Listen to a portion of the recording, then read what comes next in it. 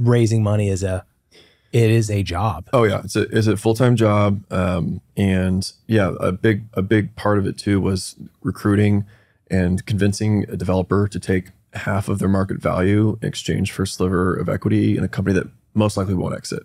So that's like crazy. That does sound crazy. You're pitching the investor, you're pitching your first software developer to be like, hey, like this is going to be big, and here's why. And you really go through the almost exact same pitch you would go to a VC for like savvy remote software engineers to join the team and founders. Like even my best friend said no at first cold. He's like, yeah, like I have a gig. It's going pretty well. I'm like, oh, that's fair. So it all worked out though.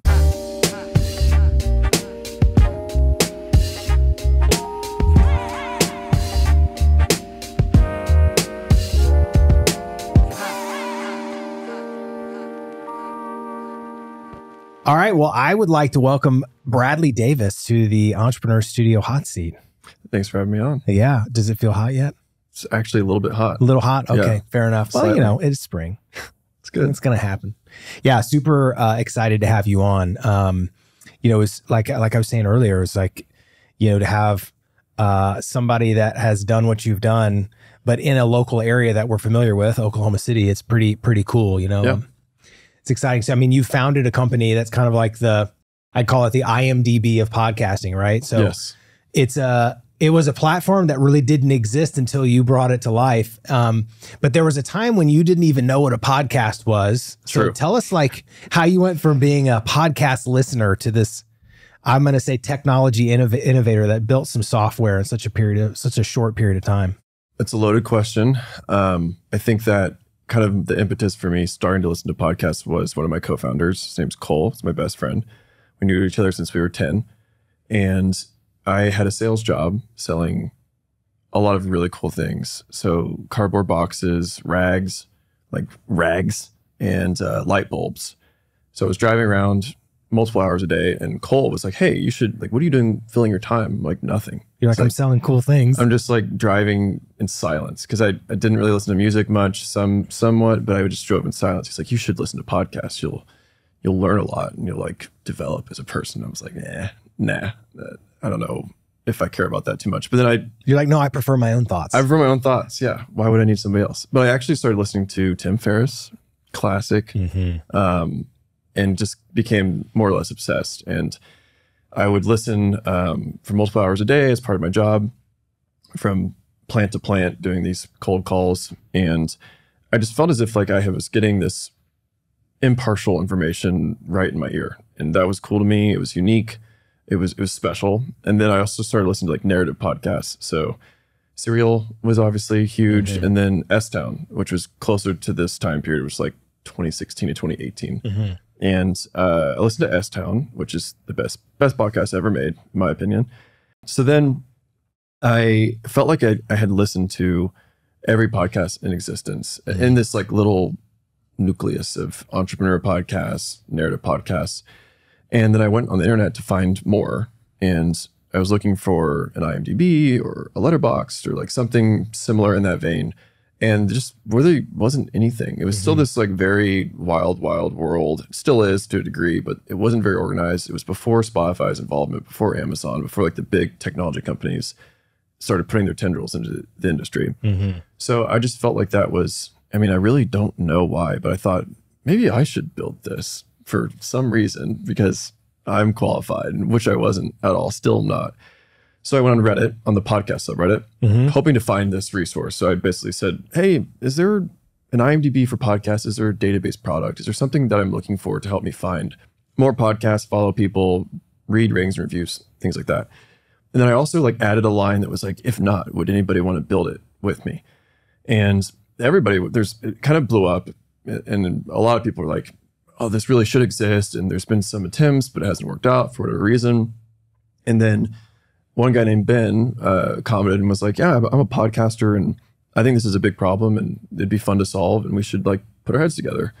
So we got on, what was it? Google Hangouts at the time on a video call.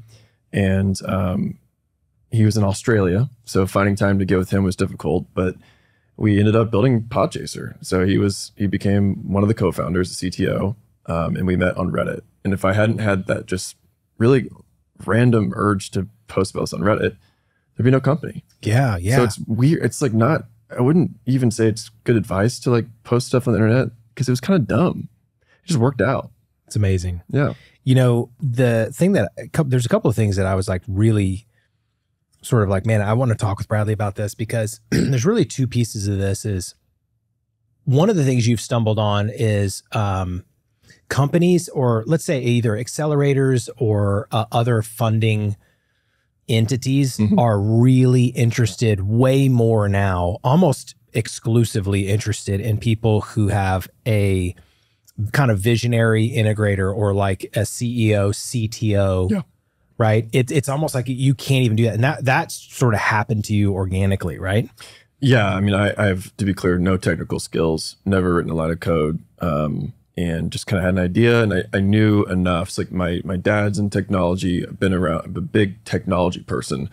I just never knew how to code. So I knew I needed a developer to bring it to life. And so, yeah, that describes us completely, where I needed the CTO figure for sure from day one. Yeah. And then, you know, it's kind of like there's a lot to software. And I think the thing that I'm really interested to unpack with you is like you went from IMDb, which is kind of like a source of truth for, you know, finding or discovering other podcasts, to actually building a software, right, that would enable podcasters to do other things. So tell us a little bit about the software and how we'll get into how you built it in just a little bit, but like, what does it actually do? Yeah, that's a great question. So it's complex, you know, similar to IMDb, there's a consumer facing version of the product, which is, I want to find a podcast. I want to find podcasts similar to this one. I want to follow you as a creator and see what you're on. So like the credits aspect of why people usually use IMDb, like, oh, this guy, I can't recognize his face. Who is that? So that's one thing we do, ratings and reviews, discovering podcasts as a consumer. But then we realized, I think a couple years in, we're like, well, a lot of people need to discover podcasts for different reasons. And there's a lot of people that need to discover podcasts that have money. So like a PR firm who's looking to place their CEO client, or a media agency that's wanting to plan their media campaign. They need to find podcasts with a specific criteria and have a search function and a database. So we turned sort of from this consumer aspect of discovery to really a data-driven product. So a database that can be accessed through a front end, which is our Podchasers.com, Podchaser Pro, and then we serve that same data through the back end through an API, which I didn't even know what API meant at the time, but that's our current business. Okay. Well, it's a pretty robust build out in my mind. And so talk to us about how you find your CTO. What are the early days of Podchaser where you're like, okay, I have a dream? Yeah, I mean, it's so hard to describe. I think it's just like this weird mix of irrationality and interest and stubbornness, where it was just weekends for years, for a long time. I had a full-time job.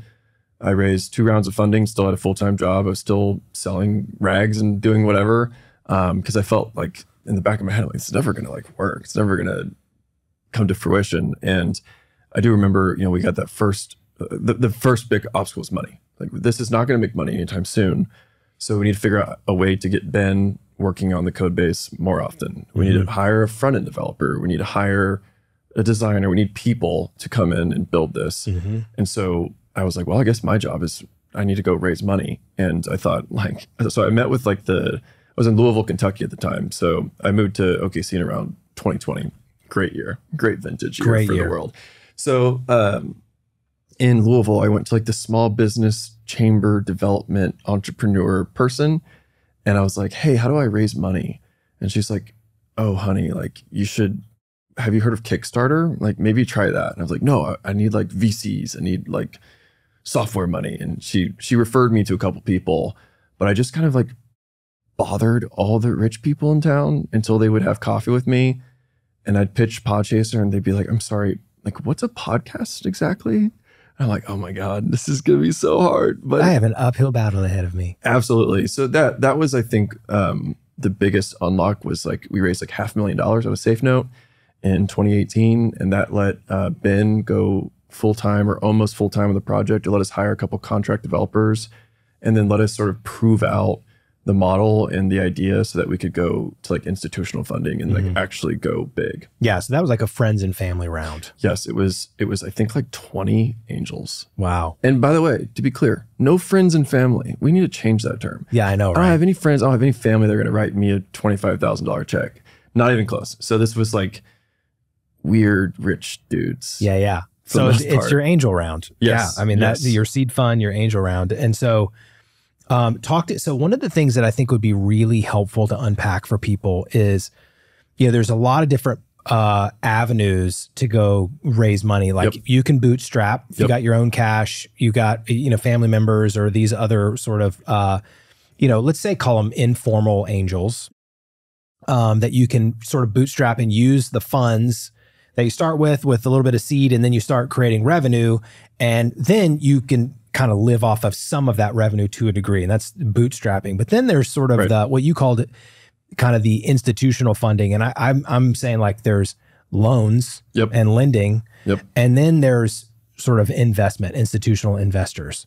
So talk to us a little bit about like your discoveries of this sort of, because not everybody goes, I need angel investment. It's a wild concept. It is. I'd say my first like advice would be to not ever raise money if you can help it. That's not the first time I've heard that. Because you're then beholden to somebody. If you're able to bootstrap successfully, you're beholden to your own business, your own self, your own P&L, and your team, and that's it. But I'd say if you do want to raise money, you are signing up for a roller coaster and an exit. Like that's how success is defined, is some sort of exit event, and 99.9% of people will not reach that. It's a miracle that we reach that. And so I think that whenever I meet with founders, I'm always like, oh, you're raising money? Why? Do you have to? Do you have a job? Keep your job. Like I did Podchaser on the side for 3 years before I went full time after raising the money. So yeah, I think like for us, we knew that our software and like what we wanted to build was so big that it would be silly for us to monetize that, impossible for us to monetize that, because we had to build this like huge data moat and data set before it had enough value for anybody to pay for and commercialize. So in our scenario, it was uniquely, it was unique in that we had to get a bunch of money to pay developers to build it before we could monetize it. Yeah. Yeah. And there's, I'd say, when you're building a company, right, especially building software, you've got these, I'm going to say multiple teams that you've got to build out. Obviously, you got to build out the software. So that takes time from people who have expertise. Right. And that's where, you're spending, it sounds like, a lot of your first round of money. What were the stages kind of after that you're like, oh, I need to let people know that we have this? Yeah. So honestly, most of our marketing was Reddit until Reddit picked up on what we were doing. So like, I'd say like finding where your people live, going to them, whether that's on Facebook groups, Craigslist, wherever it is, Twitter.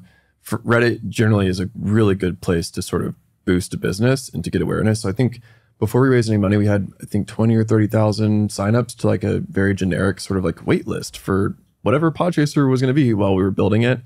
So for us, it was the dev work was a big chunk of that first bit of money.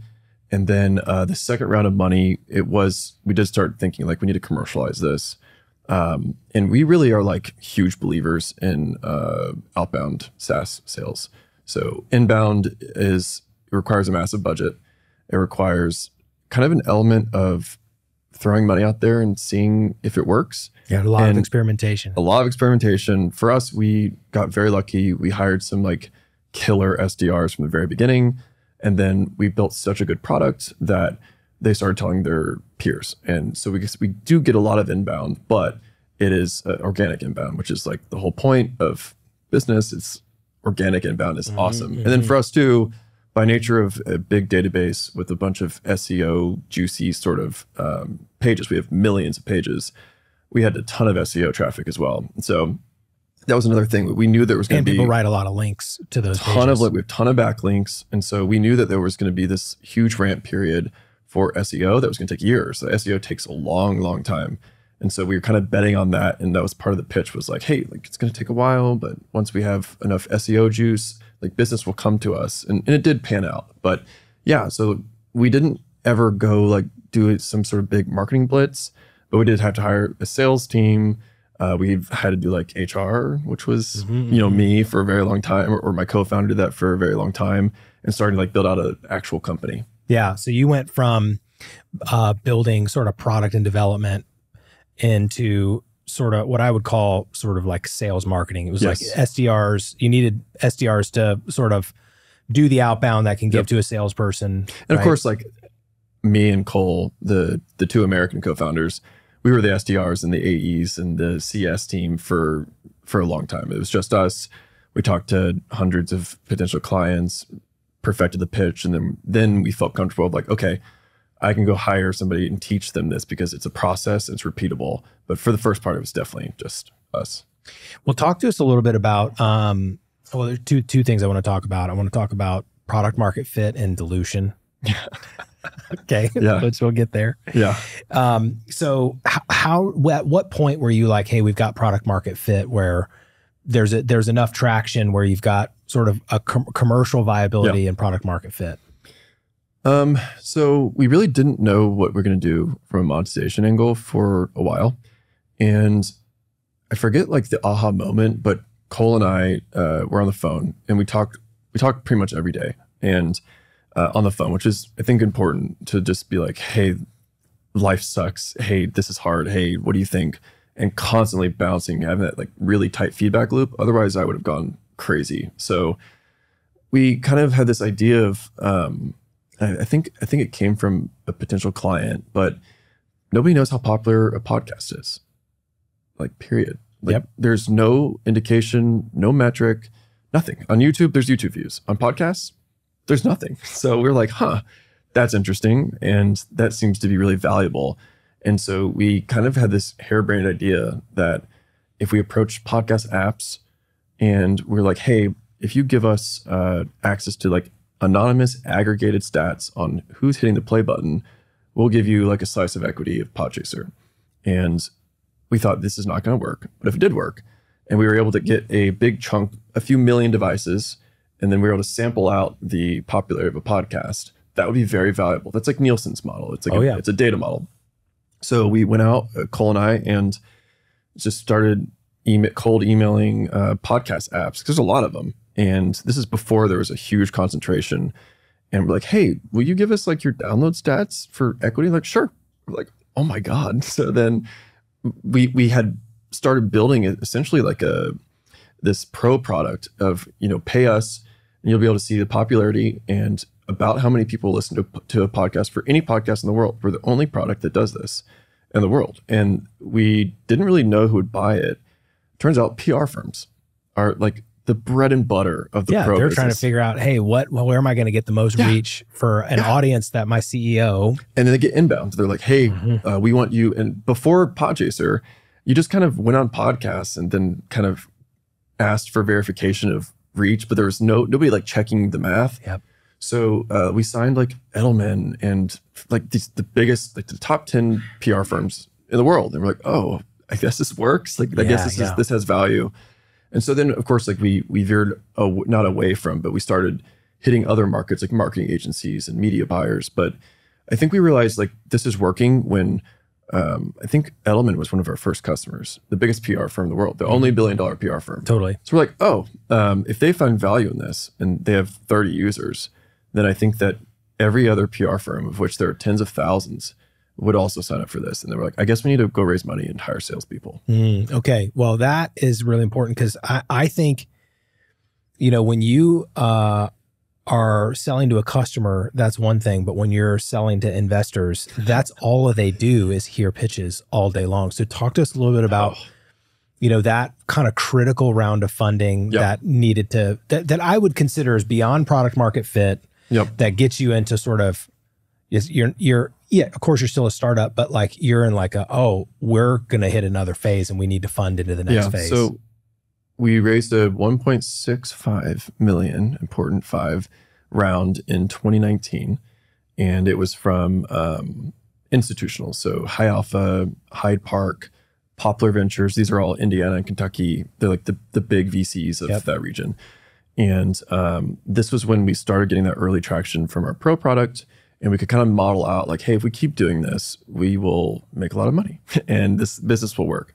And so these are VCs that we had a relationship with from the seed round, the ones that were like, hey, like call me when you get to this, this, and that. Like, okay, well, we have all these users, we have all this data. This data pipeline that we built is exclusive and very valuable. And then we were able to productize it, and we had early traction, and we had, I don't know, a few dozen customers at that point. And also, like, we have no money. So we need to raise more money so that we can keep paying people and keep building this. So that round was very dramatic.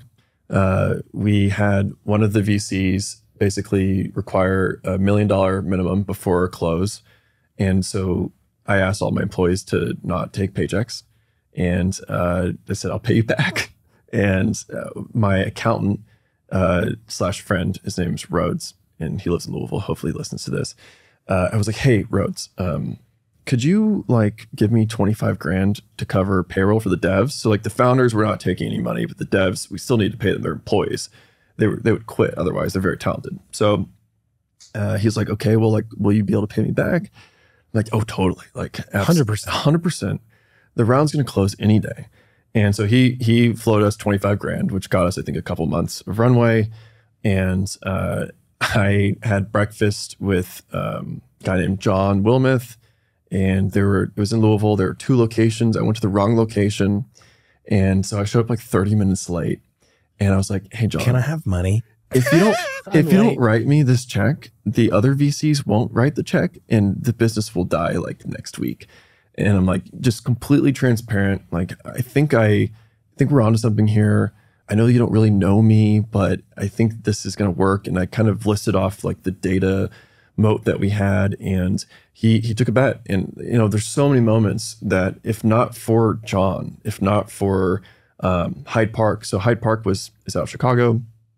Jackie emailed me, and this was right during this whole like we were running out of money thing. It was like, hey, you want to like meet and talk about raising money? But not for her, because she got High Alpha excited, and then High Alpha got Poplar excited.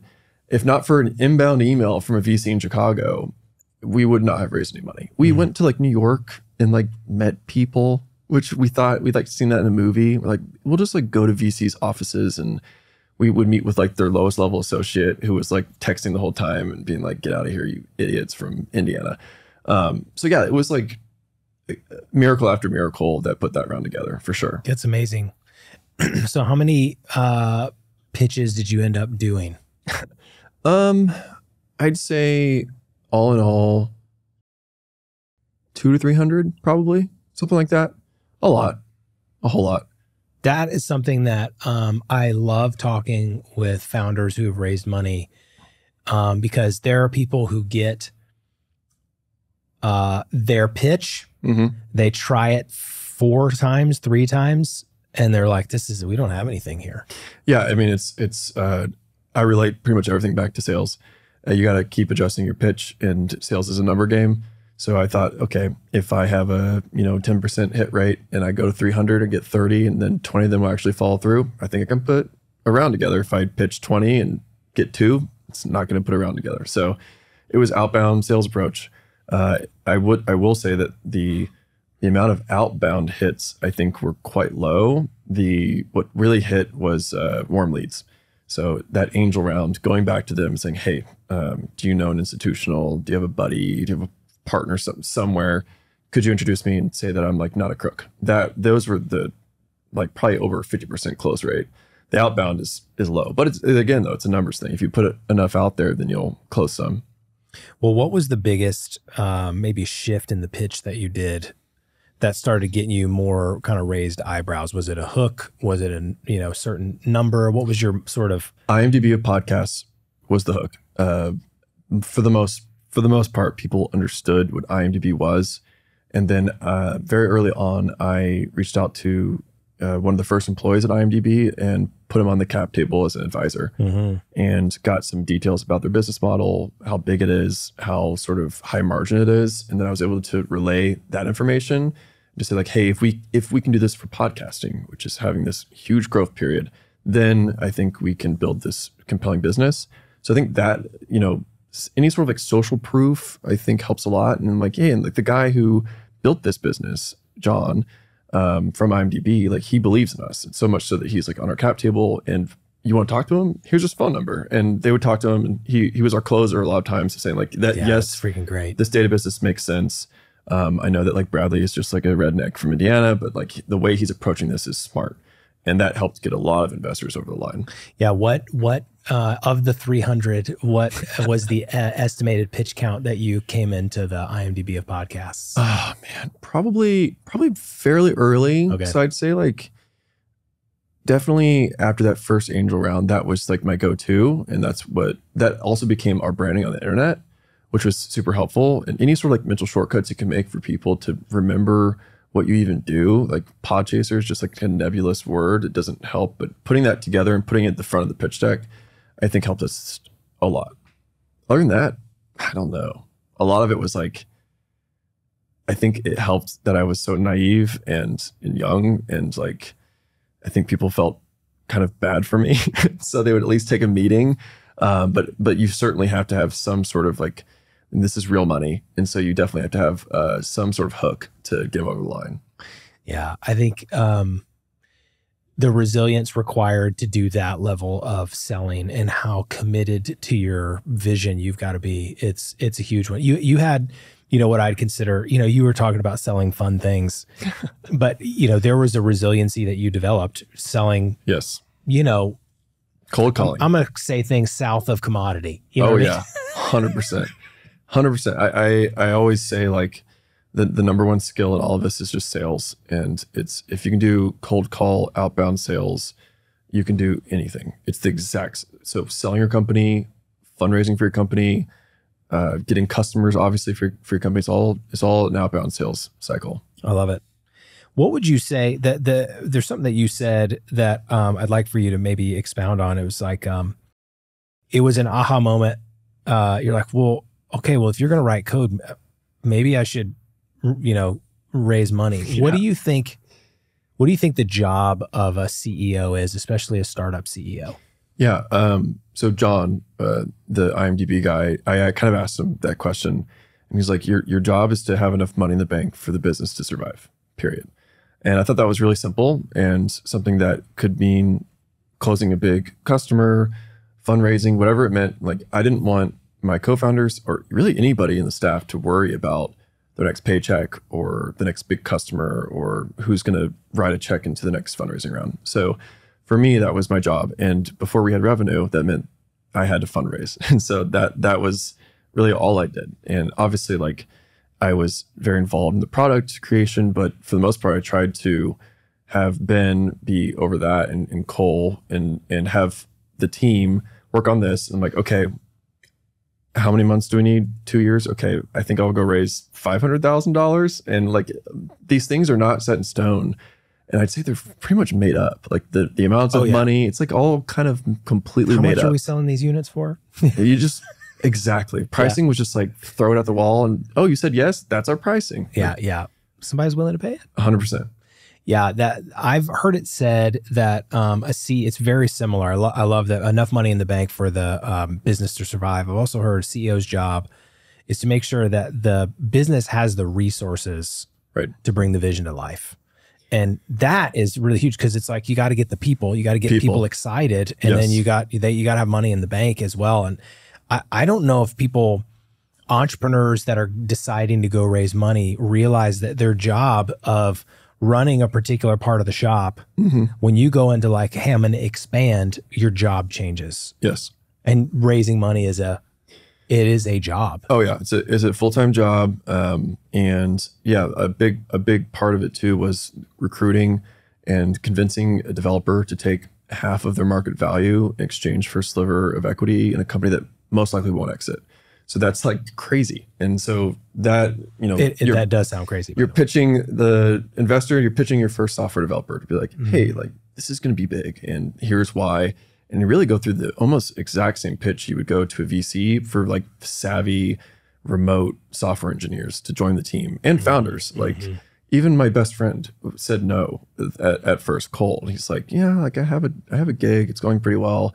I'm like, oh, that's fair. So It all worked out though. That's awesome.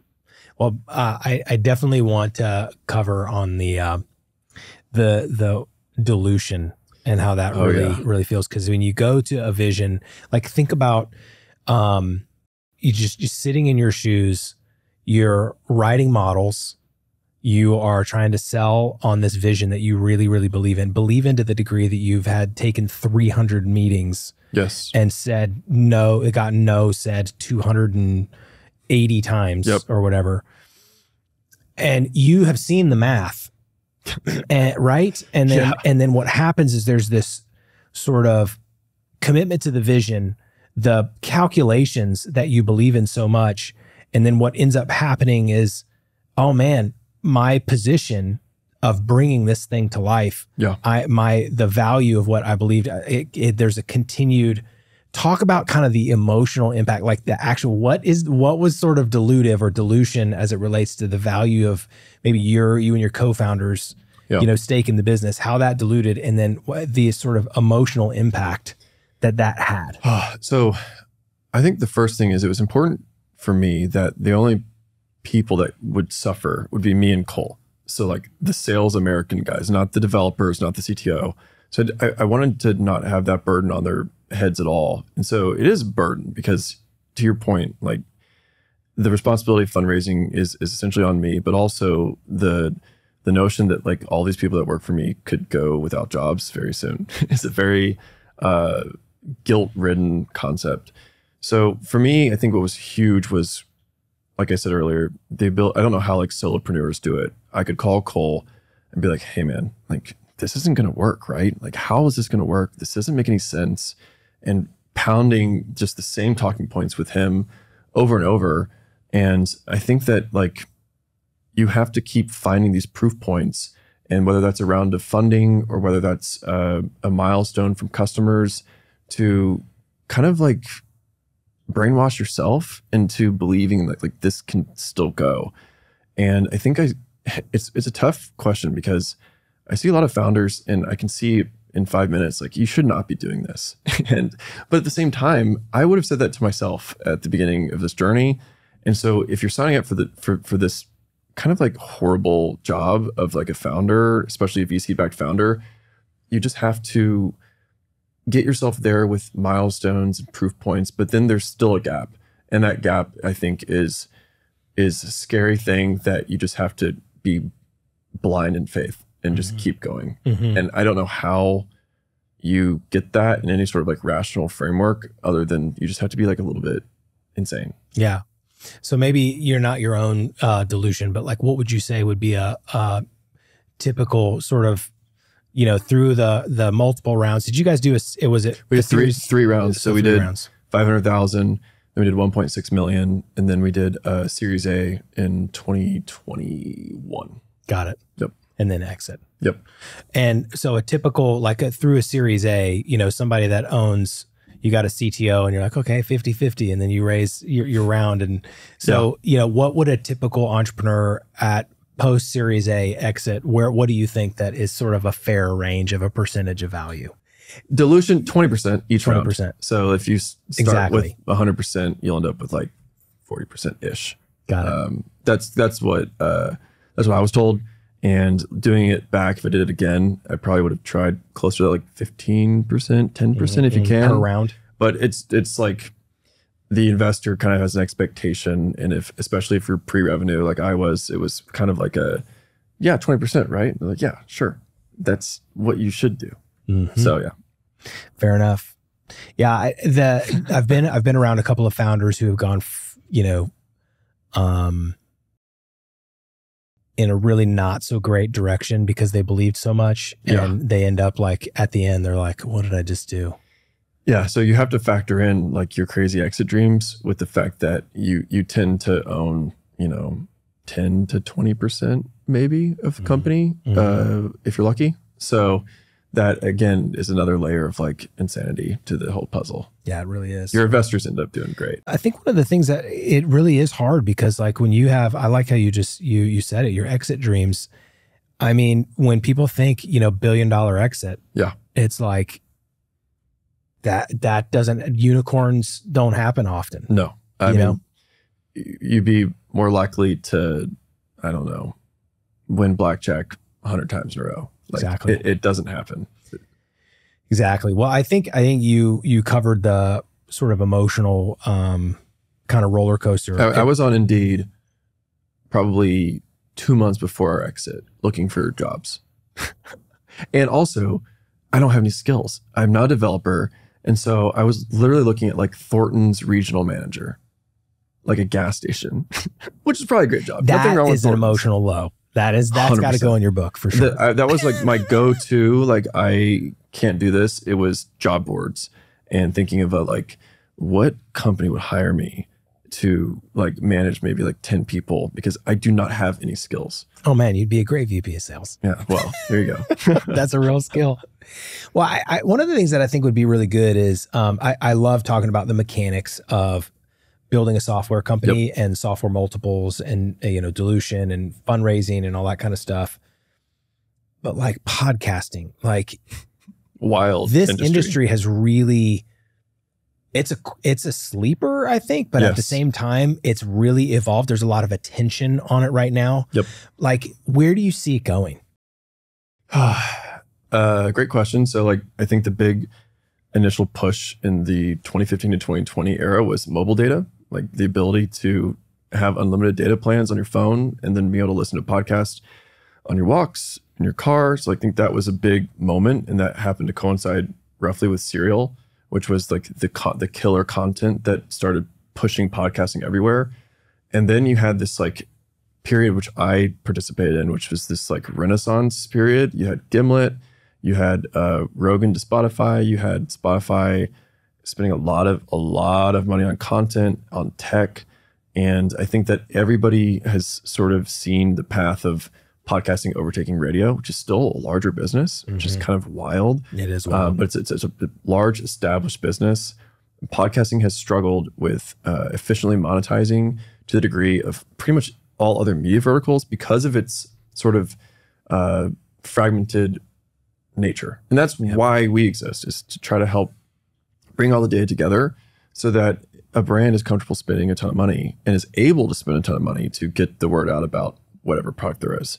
So I think there's still sort of an opportunity for sophistication behind data so that media buyers who are very comfortable in like linear radio or wherever else can be as comfortable in podcasting with the same like attribution and faith that their dollars are getting to ears. Yeah. So that's a big piece of it. And I think that the beauty of podcasting is the intimacy, obviously. It's like the beauty of a host-read ad is incredible. And so it's, however, generally not as scalable as Papa John's. It's $5 off today. Like that is not as effective as you're hosting. Like, I love Papa John's. Let me tell you why. They have a new product. Here's what it is. Go here. Go to this link.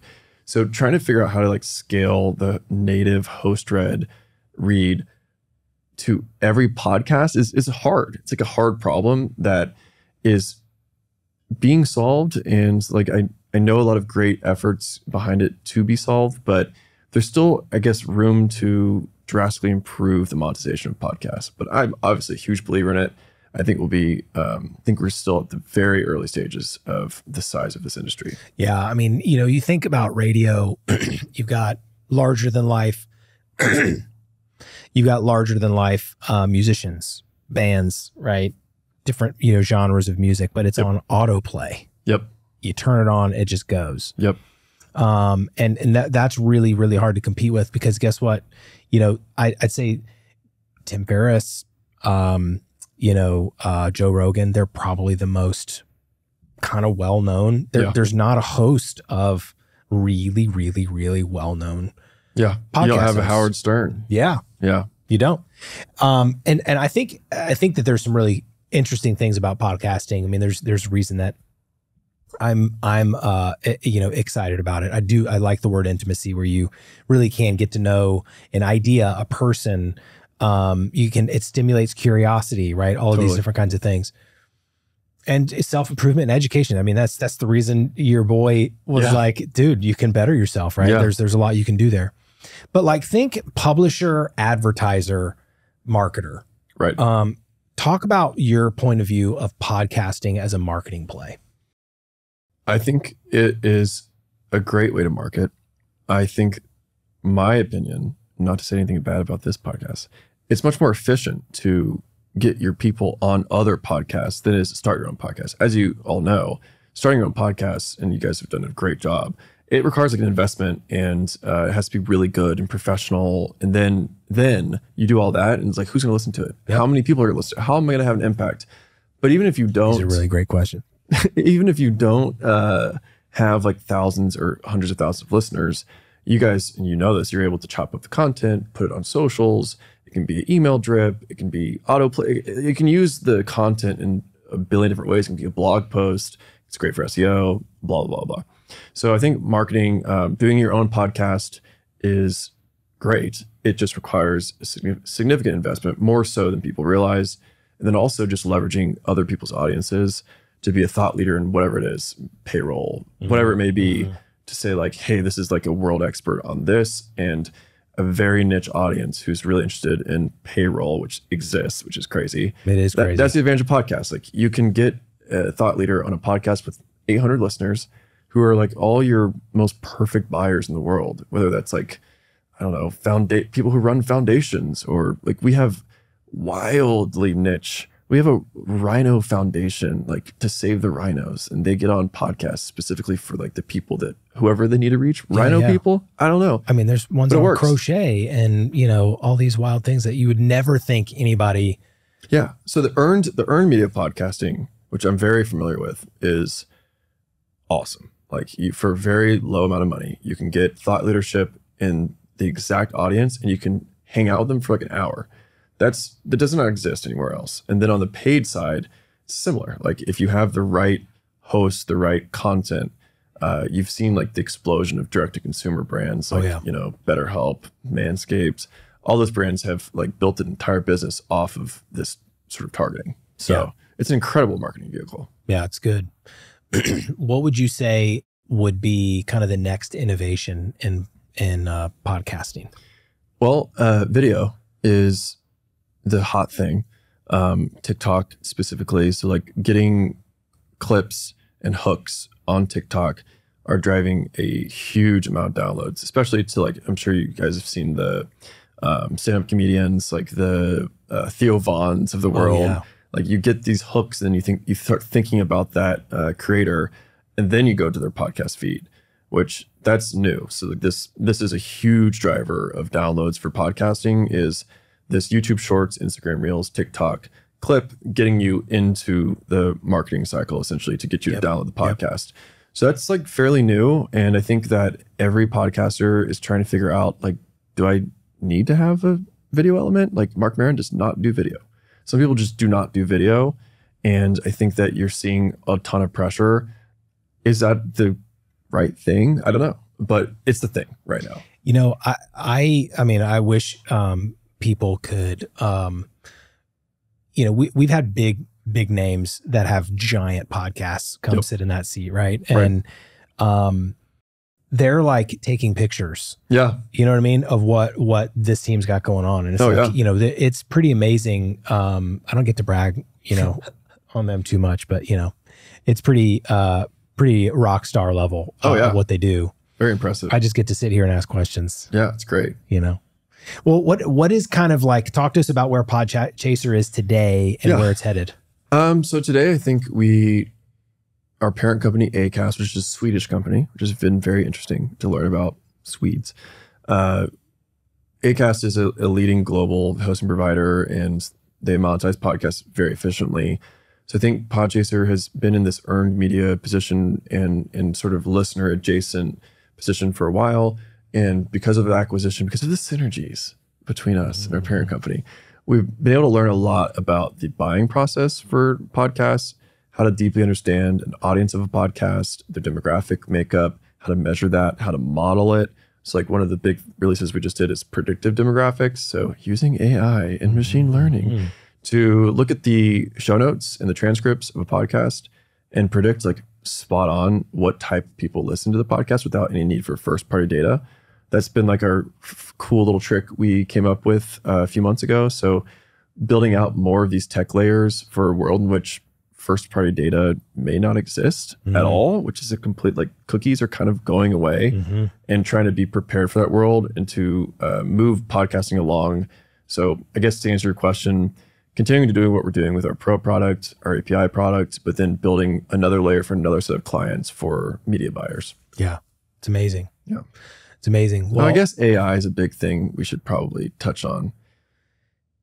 You know, yeah. I mean, the thing about it, I like that you called it a trick. You know, because it's like that's it's a real thing. I mean, there's a lot of AI. You know, there's this pretend voice out there that is mine, you know, that reads stuff from time to time, and everybody's like, I can tell the real Chris from the AI Chris. OpenAI just, I think it was like 3 days ago, released, I don't know if it's in beta or whatever, but you could sample like 10 seconds of a voice and it pretty much perfectly recreates. That's going to be huge for ad reads in a way that consumers probably care about but probably won't notice, is because the more unique, the more tailored an ad read is, the more effective it is. But that's just not, like, you cannot possibly do, a human cannot do perfect variations of ad reads for every single consumer in the United States. AI can. So I think that will improve ad tech significantly. And then, like you've already seen, I'm sure, like the New York Times and a lot of these publishers have podcasts that are just robots, taking an article and creating a narrative, adding in the music. And so that's going to become like a thing, a big thing. I mean, the synthesis that can happen from an AI to take something that's a TLDR down to, you know, down to a little, hey, this is what it was. Totally. It's pretty huge. It is huge. It's going to be really weird. It's amazing. Well, you know, you gave a piece of advice earlier about, you know, people considering raising money. So let's just say for a second. So as we kind of, you know, wrap it up, what piece of advice would you give to somebody that's kind of starting on the road of like, hey, you know what, venture capital is the way that I want to go? What would you consider them, or maybe have them consider along the way, or encourage them to do? I'd say hedge your bet as much as possible. And for my situation, somebody who doesn't have the friends and family and doesn't come from any money, I just kept my job. And I was transparent about it, and I had a very flexible sort of job, but nights and weekends for as long as possible, so that you can like keep your family fed and keep yourself sane. I think that's totally appropriate. I think the notion of like go with reckless abandon into your venture with full passion, full focus is not necessary. You can at least prove a few things out, and you can like in my experience, raise a couple rounds, small rounds of funding while still having a job. And so, and then eventually, yes, you do have to like jump off the ledge and prove it out. But I think hedge your bet as much as possible, because in my experience, I had quite a few startups before Podchaser that were duds, like clearly duds. And if I had gone full on to those before and like quit my job, I would be in like a horrible position. So that's my advice, because I think that's pretty opposite of what you hear in like the startup podcasts. So it's huge advice. And it's also really good to hear that you you had other startup ideas, startup things that you gave a shot. Because I mean, having something like this hit on the first go is pretty amazing and unlikely. Very unlikely. Well, I have to say, it was super great to have you have the conversation about all of the things around software startup and what it means to raise money and all of those sort of real world impacts. So Bradley, I just appreciate you coming on the podcast. Thanks for having me. It's a blast. Absolutely.